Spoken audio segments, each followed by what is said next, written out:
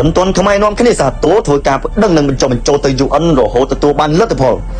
អង្គការសហប្រជាជាតិ UN ជំរុញឲ្យមានបទចុះបាញ់ដើម្បីការពារប្រជាពលរដ្ឋឯកឧត្តមកៅរេមីប្រធានគណៈកម្មាធិការសិទ្ធិមនុស្សកម្ពុជាបានបង្ហោះសារដោយអារម្មណ៍រីករាយថានៅទីបំផុតការិយាល័យឧត្តមស្នងការសិទ្ធិមនុស្សនៃអង្គការសហប្រជាជាតិបានទទួលយកបញ្ហានេះនិងសេចក្តីថ្លែងការណ៍ជាផ្លូវការ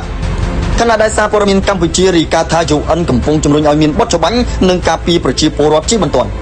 ការិយាល័យសិទ្ធិមនុស្សរបស់អង្គការសហប្រជាជាតិបានអំពាវនាវឲ្យប្រទេសកម្ពុជានិងថៃបញ្ឈប់អំពើភាពជាសត្រូវនឹងគ្នានិងត្រឡប់ទៅកាន់តុចរចាជាបន្ទាន់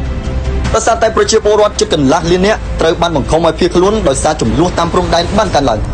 លោក Jeremy Lauren អ្នកនាំពាក្យសិទ្ធិមនុស្សរបស់ UN បានថ្លែងថាមានការរីកការមកថានៅតំបន់ជុំវិញភូមិជាច្រើននិងទីតាំងវប្បធម៌កំពុងត្រូវបានវាយប្រហារដោយយន្តហោះចម្បាំងដ្រូននិងកាំភ្លើងធំស្ថិតក្រោមការប្រយុទ្ធគ្នាយ៉ាងស្វិតស្វាញរវាងភាគីទាំងពីរកងច្បាប់សង្គ្រាមបានបង្ហាញយ៉ាងច្បាស់ថាការការពារប្រជាពលរដ្ឋនិងហេដ្ឋារចនាសម្ព័ន្ធស៊ីវិលគឺត្រូវយកចិត្តទុកដាក់យ៉ាងសំខាន់បំផុតភាគីទាំងពីរត្រូវតែបញ្ឈប់ការបាញ់ប្រហារជាបន្ទាន់ហើយត្រូវត្រឡប់ទៅកាន់កិច្ចព្រមព្រៀងនិងការចរចា